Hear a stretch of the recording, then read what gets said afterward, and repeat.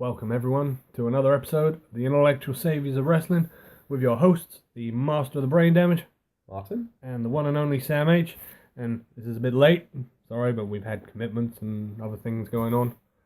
But this is your Clash of Champions 2016 review. Yeah. So we'll very lightly touch on the pre-show. Apparently there was a pre-show. Yeah. Well, we only had one match. And what a way to kick off a pay-per-view. We had Alicia Fox Oh dear. facing off against Nia Jax.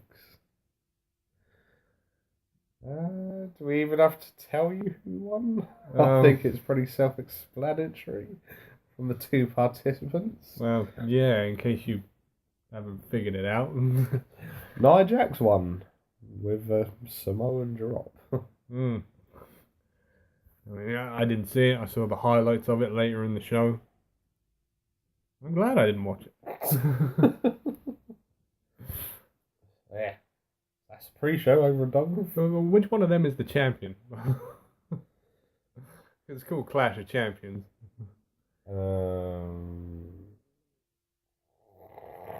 Yeah, we're moving on. Right. And then we had the opening of the actual show. And we had the tag team titles on the line. You had the New Day Yeah. facing off against Gallows and Anderson. So at this point, we must stress they've dropped all the comedy segments, which I'm not happy about. We enjoyed the doctors and the retirement home. The doctors and the old fart retirement home. But no, this was back to basics. It was a furious start to this match with everyone beating each other up outside the ring. Yeah, well. Say everyone beat up everyone. I think it was pretty much Luke Gallows taking out the whole of the New Day. He caught Big E with one nasty boot to the head. Yeah, and then he took out Xavier Woods just for the hell of it. Why not? Yeah, and then it gave Carl Anderson the perfect opportunity to beat down on the one standing member of the New Day, Kofi Kingston. Disturbed Kofi. Oh dear. Yeah, I quite enjoyed this match. It was good. Quite back and forth. Yeah, didn't see the ending the way it come because we had quite a few saves in there. You had Gallows and Anderson hit the Magic Killer on Big E, and then literally at the last second, Kofi made the save. Yeah, and I think I'm trying to think. I think they hit Anderson with the midnight hour. Yeah. And Gallows made the save at the very last second. Yeah.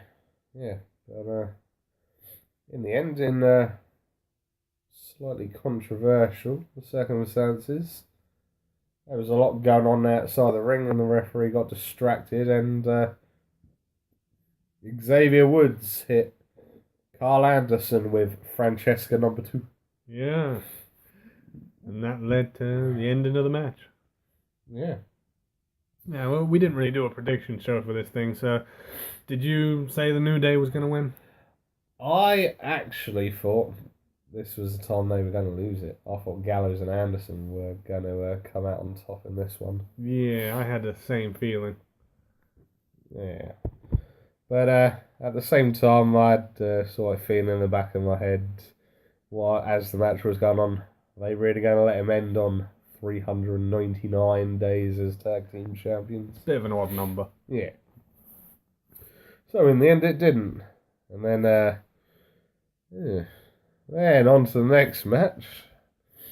We had the debut of the WWE Cruiserweight Championship. Yeah.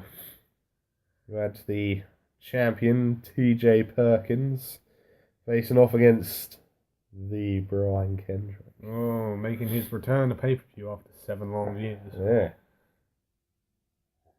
Now, I gotta say this. I'm not a terribly big fan of the Cruiserweight title. It is a tad more creative than the old one, but it's just the purple. That's me. I mean, Yeah, they sort of gave it away with the theme and everything of the Cruiserweight Classic. if you go to the internet and type in like Jeff Hardy Immortal Championship, same purple strap and silver, yeah. But it's okay. It's a bit more creative than the last 3 belts they've made, I suppose. Yeah, at least it was an original design. Although, I don't think Orange County Choppers made it this time. No. So, yeah. Yeah, where do we start on this one? I mean, admittedly, I'm not sure if you've catched up yet on the Cruiserweight Classic, but Got about 4 to go. I had issues with the final episode, and I've gone off TJ Perkins already. Bloody hell. I mean, fair enough. The guy's a talented wrestler. There's no denying that, but unfortunately, he's a bit obsessed with the social media crap and whatnot, and he's obsessed with doing the dabbing stuff during his matches, and it's just like, I'm not being funny. You're not an NFL player. You're not playing in the NBA or whatever. You're a wrestler. Freaking act like one, for crying out loud. And we'll not mention as well the people that he beat in the lead up to winning the title. Fair enough. I get it. They could hardly put title on a guy that hasn't signed with the company, but how can you get across to the crowd legitimately that this guy can beat Kota Ibushi? The guy is an international superstar. Yeah. Everyone knows who he is and everything, and you got this guy who's been wrestling for 16 years or however long it is, and he's not really got any real great physique to himself or anything. He's just got a few fancy moves and that, and this guy's come along and making international superstars tap out. Yeah. And yeah. Well, from what I read, a lot of people weren't happy that the TJ Perkins, although he won it, a lot of people don't think that he is the best cruiserweight out of the 32. No, and I'm definitely in that group. And not to mention as well, unfortunately, I think WWE went a bit with the predictable sob story, because you got in his first match and that how he was homeless when he was like 16 or something, and he had to live rough for a while and whatnot, which is, fair enough. It's not nice to hear, and, give him his dues for being able to pull it all around and make something of himself and that, but give it to a guy on his talent, not because he's come along with a great big giant sob story. Yeah, that's something we'd normally see on the X Factor, not professional wrestling. But no, over to the match itself. Yeah, I fairly enjoyed this match. I mean, obviously, Brian Kendrick brought with him a bit more of an aggressive style to the match, and yeah, it's nice to see him back in the WWE ring. He's paid his dues and that, and paid for what he's done in the past and that, and he's turned it all around now. How long he's going to stay in the company for is, who knows? Well, I think he'll be in the company for a long time. He might not always be an active wrestler, but even if he's not, he'll just go backstage and train some people again. Hopefully he doesn't get treated to training Eva Marie again. No, I liked this match, but I felt it could have gone a bit longer. Because I was just starting to enjoy it, and then the finish came kind of, out of nowhere. Yeah. Although, you do enjoy one thing with TJ Perkins. Yes, I do. Yeah. His entrance music and video is very reminiscent of an early 90s Mega Man game. Just a tad. I mean, it's even on the ramp coming down, you see the little hearts and the little chicken wing. And then max HP and all that Max as well. HP. With an energy bar and all that as well. I mean, it's never been done before, so I think I quite like that part of it. Yeah. Yeah, so yeah, but yeah, in the end, Brian Kendrick ended up submitting to TJ Perkins' knee lock, or whatever they're going with calling it. I can't remember what it's called. No. Oh, a TJP clutch. Oh, that's clever. Wouldn't have anything to do with just the initials of his character. Yeah. And then after the match, Perkins offered the handshake at the end of the match, and Kendrick headbutted him. Yeah, I thought that was rather clever. Yeah. So yes. Oh dear, we're gonna enjoy this one. Oh, where to start with this one? After this, after the Cruiserweight division match, we had the match 7 in the best of 7 series. Yes. Between Cesaro and Sheamus. I think I'll let you start with this one. Well, admittedly, it is very difficult to keep interest in a match that you have to do 7 or 8 different times. And we had seen this match twice before they even announced the best of 7. Yeah. So there was really no need for it. But in all honesty, I actually quite enjoyed this match. And I was enjoying it. All the way up until that... Oh, just the ending of it. It was crap. You'd think a best of 7 series match, yeah, we'll get a definitive winner, and there will be a clear winner. But no, they were beating one another up at ringside for a little while, and I think at times the referee forgot he had to make the count. Yeah. And then it just ended with them. I think Cesaro clotheslined Sheamus over the barrier. Yeah. And the next thing we know, we've got referees and medics coming out, and then the referees like, oh yeah, they're not fit to compete. I'm stopping the match. I mean, one thing I did find hilarious was when they went over the barrier, Sheamus inadvertently kicked one of the security guys. Yeah. And he was just, and they were helping the 2 wrestlers, but the other guy was just sort of like, help, I'm kind of injured too. One thing I did want to point out with this match that did piss me off a bit as well, because people have been getting on wrestlers' backs a bit about working unsafely and whatnot and all this rubbish, and I think unfairly they've been targeting Seth Rollins quite a bit.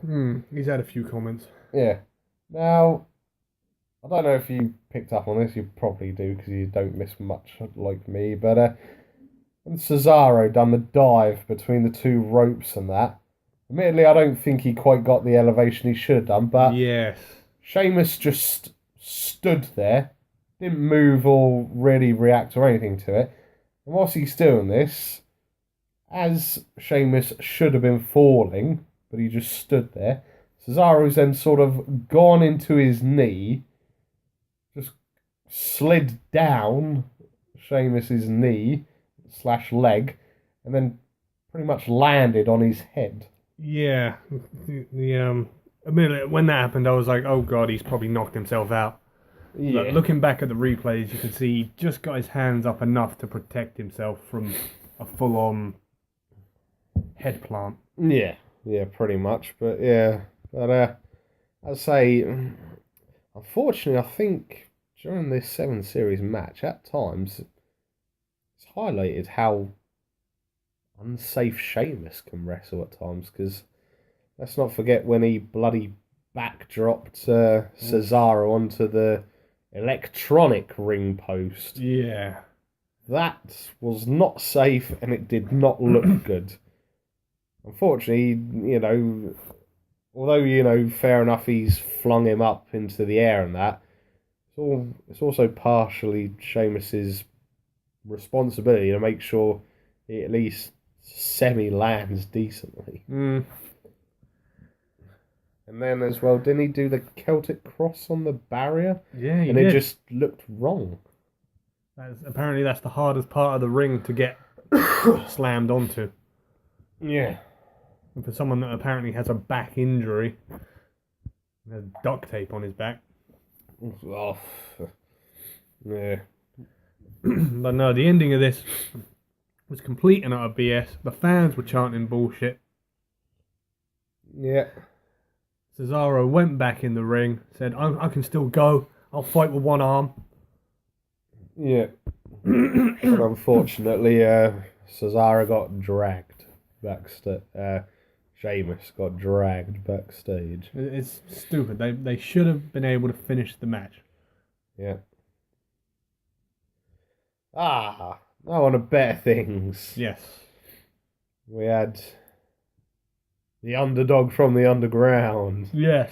Sami Zayn, facing off against your WWE Universal Champion's best friend, Chris Jericho. Yes. The gift of Jericho. And let's not forget as well now, man, the list of Jericho. Yeah, he's added another thing to the repertoire. The list of Jericho. Yeah. Which originally was going to be just about Mick Foley, but he's expanded it. Yeah, and well, he's just basically writing anything down these days, I've been led to believe.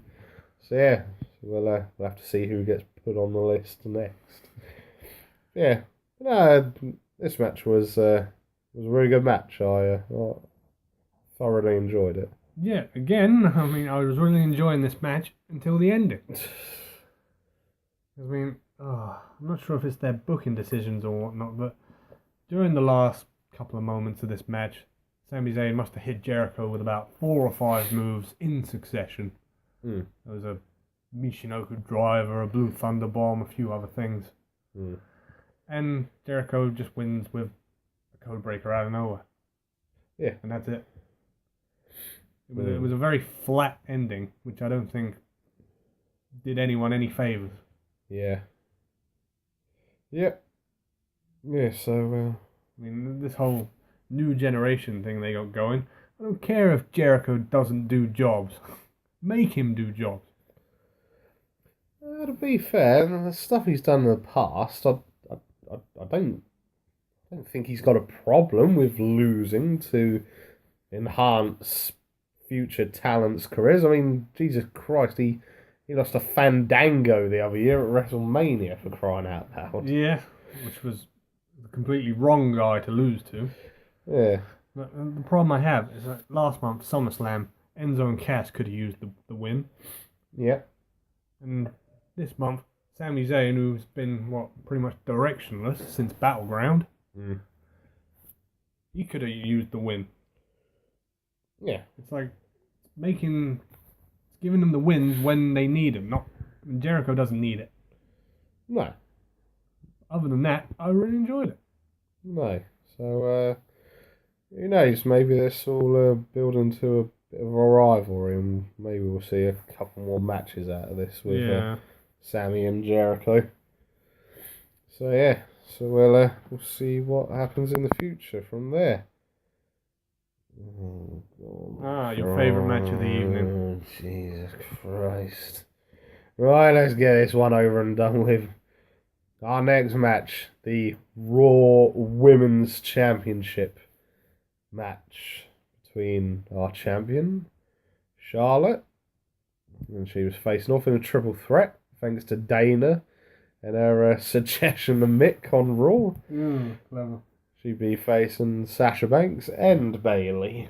Yeah, and the Raw announce team would point it out to you that this is 3 of the 4 horsewomen of NXT. And the other one is champion on SmackDown. Yeah. So this is the best of the crop right now. Yeah, and then they sneakily brought in a rule that they don't really highlight all that often, but the fact that it was a triple threat match meant that it was a no DQ match. Yeah, and I have looked this one up. If you go back and watch any triple threat in the last 10 years or so, it is legit. Yeah. Even going back so far as to Vengeance 2003. Right. But being no DQ brought with it a certain thing which has an adverse effect on this match. Right. I want to state here, I'm not dissing their wrestling abilities or how good of a wrestler they are, but for me personally, this match was crap. Utter garbage. It could have been booked and done so much better, but it was pure garbage. You had at least 7 times Dana got involved to save Charlotte from losing the match. I'm all for, the heel, getting over a bit and doing some dirty tactics, but 7 times in what? A 15-minute match, Yeah. if that? I mean, it was given a fair amount of time for a women's match. Yeah, don't get me wrong. We've all watched NXT. We know how good these 3 women are, but it's the main roster booking. They are utterly clueless. And this match was crap. Utter garbage. And then you bloody... Well, it's starting to get to the point now where... What's the point of having finishers with certain matches? Because I'm not being funny, and I highlighted this with you the other day. A move that is being ridiculously overused. The super kick. Yeah, it seems every wrestler can do the super kick now. In the end, Charlotte ended up picking up the victory. She pinned Bayley with a super kick. Wow. It was supposed to be a big boot. Yeah, it was. Well, they've said it was a big boot, but it didn't look all that convincing. And yeah, that was it. Yeah, it was the ending to the match was, well, it was very messy. I mean, you had Sasha being pulled out the ring by Dana Brooke. There was a lot of moves that didn't go to plan, went wrong. And yeah, I think generally this match was a bit rushed. And once again, hampering Charlotte's image and credibility as a champion, because once again, she's got her protege ringside. And once again, Charlotte's won because of about 7 interruptions from Dana.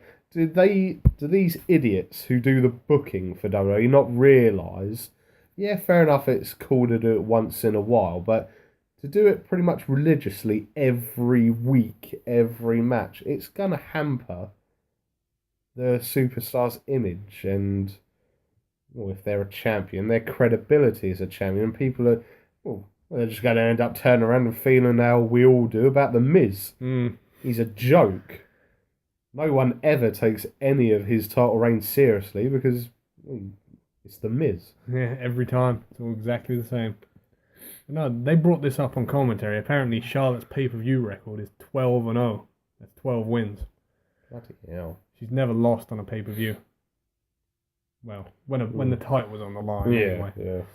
And I looked back at it, and all but 2, I think, have been won through cheating.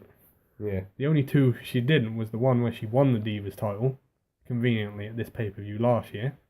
Yeah. And the SummerSlam match. Yeah. That's it, the only 2. Jeez. Great job, WWE. Great job. And in that time, we've had Ric Flair, we've had a shoe, we've had so many other things. But that's enough of that. I think we've ranted on about the women long enough. Yeah. Yes, and then match 6. Hey. We have the United States Championship match between Rusev and Roman Reigns. This match was all right, but one big problem I've had with this whole rivalry, and I was discussing this with you earlier.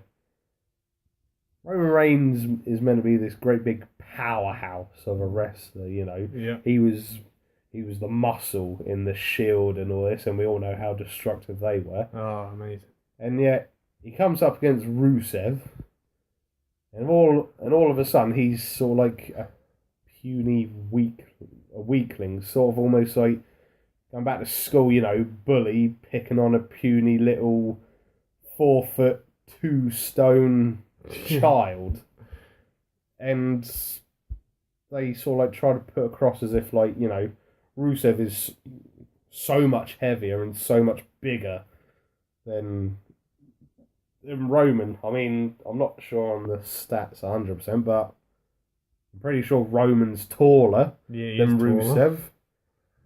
And Rusev is only 39 pounds heavier than Roman. Not what they are trying to make you believe, as if, well, it's, I feel at times as if they sort of like try to portray it as if it's sort of like, I don't know, Rey Mysterio facing, I don't know, Albert or something, you know. Yeah, it's very hard to take Roman as a believable underdog when he's not really that much lighter than whoever he's supposed to be fighting. No. It was believable when Daniel Bryan was doing it, but Roman? No, Yeah. not quite. I mean, look, on the Raw roster, I think there's, what, 3 people heavier than him? Mm. And one of them hasn't wrestled a match in months. Big Show. Okay, sorry, 4 wrestlers. And 2 of them haven't had a match since the 4th of July. Bloody hell. I can only think of, obviously, Rusev, as we've just stated now. Big Show, Mark Henry, Oh, yeah. and Braun Strowman. That's a good point. But then, even then, you know, even Braun Strowman, you know, he's about 90 pounds heavier than Roman. Big man. Yeah, going back to the match. Try not to get too taken away from it all. Yeah, the match was all right. I think it all ended predictably how we thought it would. Yeah, I mean, I always had the feeling in the back of my mind that Roman was going to win it.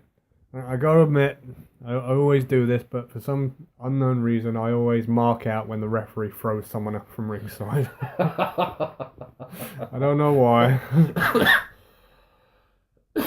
Every time he does the thing and goes, "You out of here," I get excited. Every time.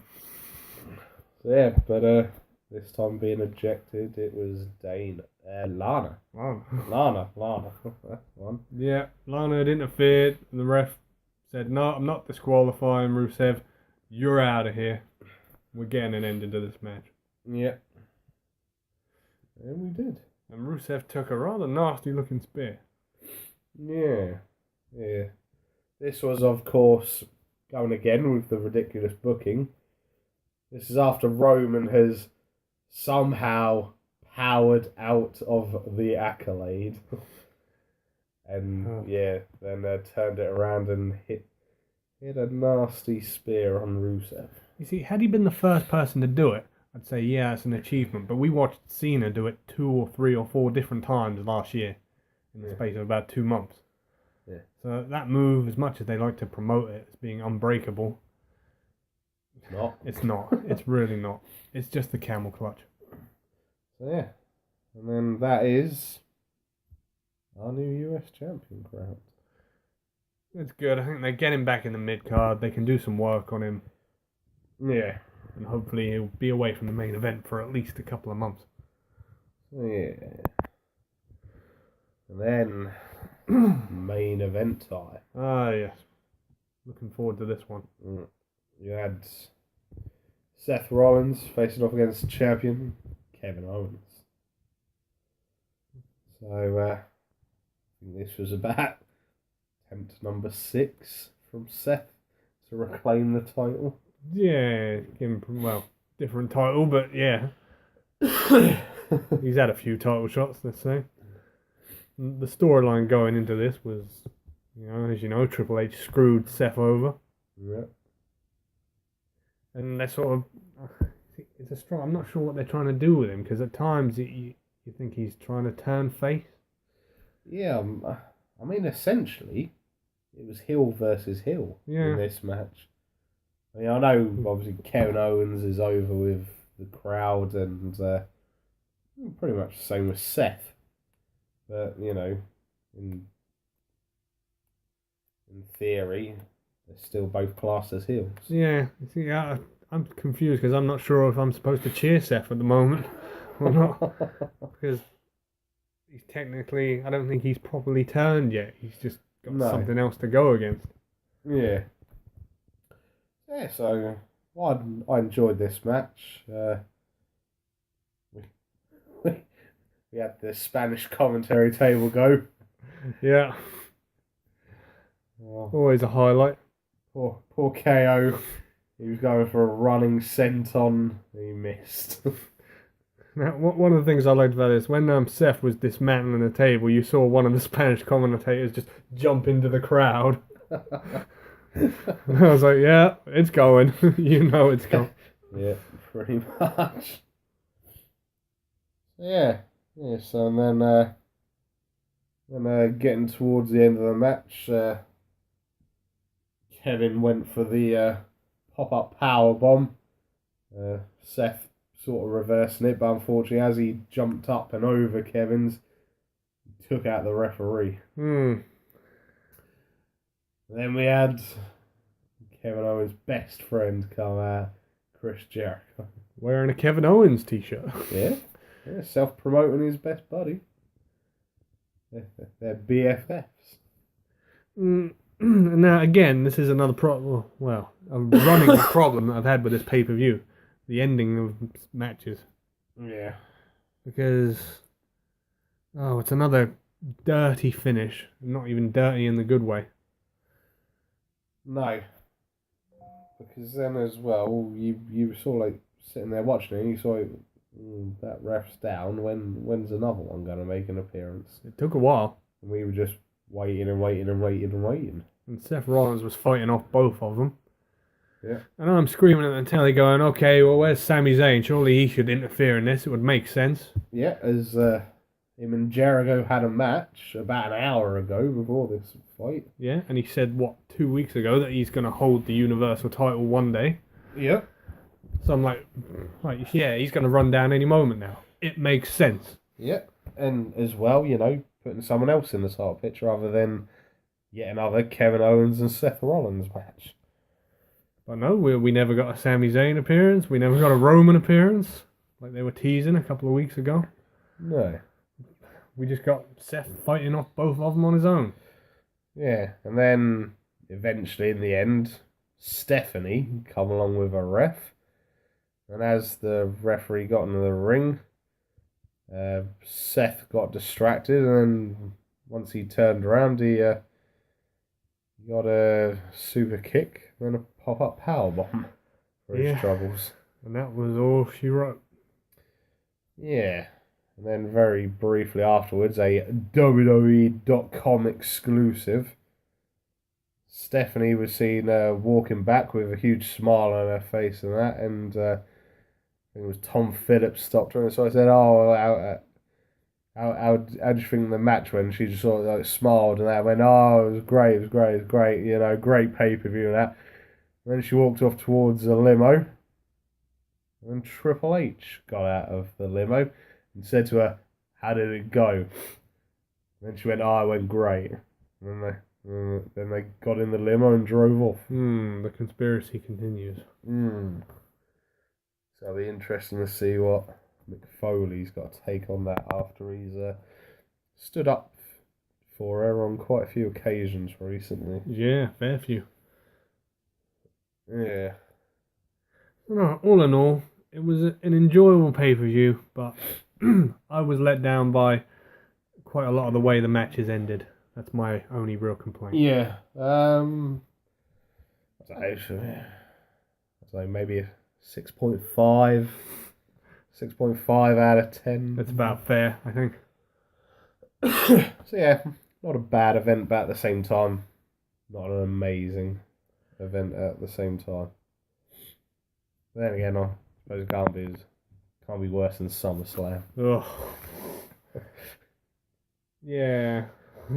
I'd rather not go into SummerSlam again. Yeah, that was it for Clash of Champions. Okay. From your hosts, the Master of the Brain Damage, I've been Martin. and the one and only Sam H. We will see you again for the next one. Au revoir.